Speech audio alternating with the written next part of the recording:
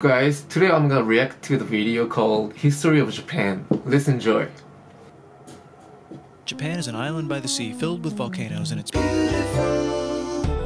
In the year -1 billion, Japan might not have been here. In the year -40,000, it was here, and you could walk to it, and some people walked to it. Then it got warmer, some icebergs melted, it became an island, and now there's lots of trees, because it's warmer. So now there's people on the island. They're basically sort of hanging out in between the mountains, eating nuts off trees and using the latest technology, like stones and bowls. Ding dong, it's the outside world, and they have technology from the future, like really good metal and crazy rice farms. Now you can make a lot of rice really quickly. That means if you own the farm, you own a lot of food, which is something everybody needs to survive. So that makes you king. Rice farming and rice kingdoms spread across the land, all the way to here. The most important kingdoms were here, and here. But this one was the most important, ruled by a heavenly superperson, or emperor for short. Knock knock, get the door, it's religion. The new prince wants everyone to try this hot new religion from Biekt. Please try this religion, he said. No, said everybody. Try it, he said. No, said everybody again, quieter this time. And so the religion was put into place, and all the rules that came with it. Then the government was taken over by another clique, and they made some reforms, like making the government govern more, and making the government more like China's government, which is a government that governs more. Hi, China, they said. Hi, dipshit, said China. Can you call us something else other than dipshit, said Japan. Like what, said China. How about Sunrise Land, said Japan. And they stole China's alphabet and wrote a book about themselves. And then they made lots of poetry and art and another book about themselves. Then they stopped moving the capital every time the emperor died and kept it in one place for a while, right here. And they conquered the north finally, get that squared away. A rich hipster named Kukai is bored with modern Buddhism, visits China, and learns a better version, which is more spiritual. Comes back, reinvents the alphabet, and causes art and literature to be great for a long time. And the royal palace turned into such a dream world of art that they really didn't give a shit about running the country. So if you live outside the palace, how are you supposed to protect your shit from criminals? Hire a samurai. Everyone started hiring samurai. Rich, important people hired samurai. Poor people who could not afford to hire samurai did not hire samurai. The samurai became organized and powerful, more powerful than the government, so they made their own military government. Here, they let the emperor still be emperor, but the shogun is actually in control. Breaking news, the Mongols have invaded China. We've invaded China, said the Mongols. Please respect us, or else we might invade you as well. Okay, said Japan.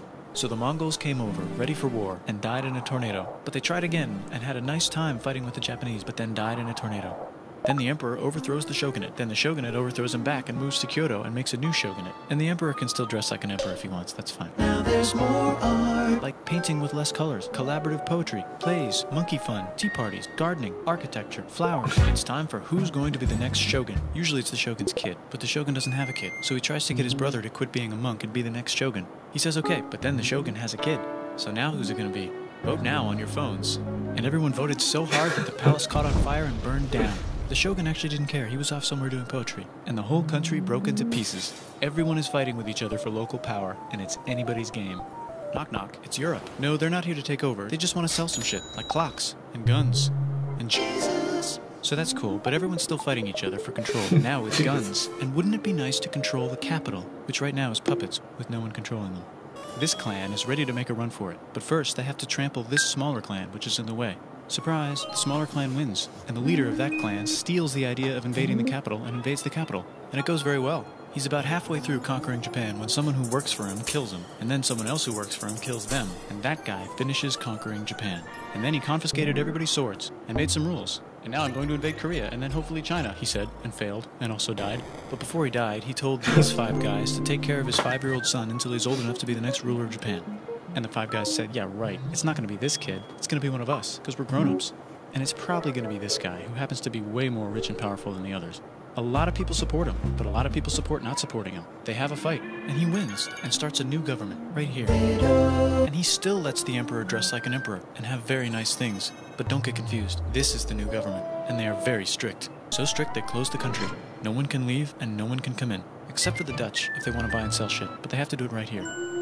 Now that the entire country was not at war with itself, the population increased a lot. Business increased, schools were built, roads were built, everyone learned to read, books were published, there was poetry, plays, sexy times, puppet shows, and Dutch studies. People started to study European science from books they bought from the Dutch. We're talking geography, skeletons, physics, chemistry, astronomy, and maybe even electricity. Over time, the economic and cultural prosperity began to gradually slow down. Knock knock. It's the United States, with huge boats, with guns. Gunboats. Open the country. Stop having it be closed, said the United States. There was really nothing they could do, so they signed a contract that lets the United States, Britain, and Russia visit Japan anytime they want. Choshu and Satsuma hated this. That sucks, they said. This sucks. And with almost very little outside help, they overthrew the shogunate and somehow made the emperor again and moved him to Edo, which they renamed Eastern Capital. They made a new government, which was a lot more Western. They made a new constitution that was pretty Western, and a military that was pretty Western. And do you know what else is Western? That's right, it's conquering stuff. So what can we conquer? Korea. They conquer Korea, taking it from its previous owner, China, and then go a little bit further. And Russia rushes in out of nowhere and says, "Stop, no, you can't take that. We were going to build a railroad through here to try to get some warm water."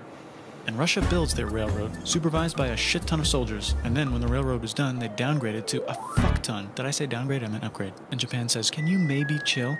And Russia says, "How about maybe you chill?" Japan is kind of scared of Russia. You'll never guess who's also kind of scared of Russia. Great Britain. So Japan and Great Britain make an alliance together so they can be a little less scared of Russia. Feeling confident, Japan goes to war against Russia, just for a moment, and then they both get tired and stop. It's time for World War I. The world is about to have a war, because it's the 1900s and weapons are getting crazy, and all these empires are excited to try them out on each other. Meanwhile, Japan has been enjoying conquering stuff and wants more. And the next thing on their list is this part of China and lots of tiny islands. All that stuff belongs to Germany, which just had war declared on it by Britain because Britain was friends with Belgium, which was being trespassed by Germany in order to get to France to kick France's ass because France is friends with Russia, who was getting ready to kick Austria's ass because Austria was getting ready to kick Serbia's ass because someone from Serbia shot the leader of Austria's ass. Or actually shot him in the head. And Britain is currently friends with Japan, so you know what that means. Duh, Japan should take the islands. Which they wanted to do anyway, so they called Britain on the telly to sort of let them know. And then they did it. And they also helped Britain a little here and there with some errands and stuff. Now the war is over, and congratulations, Japan, you technically fought in the war, which means you get to sit at the negotiating table with the big dudes, where they decided who owns what. And yes, Japan gets to keep all that shit they stole from Germany. You also get to join the post-war mega alliance, the League of Nations, whose mission statement is to try not to take over the world. The Great Depression is bad, and Japan's economy is now crappy, but the military is doing just fine, and it invades Manchuria. And the League of Nations is like, "No, don't do that. If you're in the League of Nations, you're not supposed to take over the world." And Japan said, "How about I do anyway?" And Japan invaded more and more and more and more of China, and was planning to invade the entire East. You've got mail. It's from Germany, the new leader of Germany. He has a cool mustache, and he's trying to take over the world and needs friends. This also got forwarded to Italy. They all decided to be friends because they had so much in common. It's time for World War II. Germany is invading the neighbors. Then they invade the neighbors' neighbors. Then the neighbors' neighbors' neighbors, who happened to be Britain, said, "Holy shit." And the United States started helping Britain because they are good friends, and started not helping Japan because they're friends and our friends are not friends. Plus they're planning on invading the entire ocean. The United States is also working on a large, very huge bomb, bigger than any other bomb, ever, just in case. But they still haven't joined the war. War looks bad on TV, and the United States is really starting to care about their image. But then Japan spits on them in Hawaii and challenges them to war. And they say yes. And then Germany, as a symbol of friendship, declares war on the United States also. So the United States goes to war in Europe, and they help the gang chase Germany back into Germany. And they also start chasing Japan back into Japan. And they haven't used the bomb yet, and are curious to see if it works. So they drop it on Japan. They actually drop 2.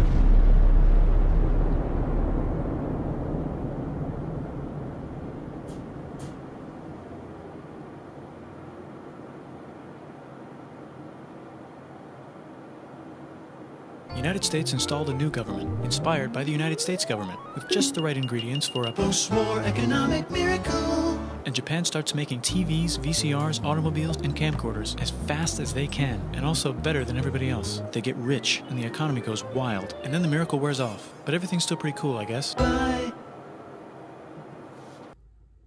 So I don't really know what to say about the bomb, but the whole story was definitely true and also funny.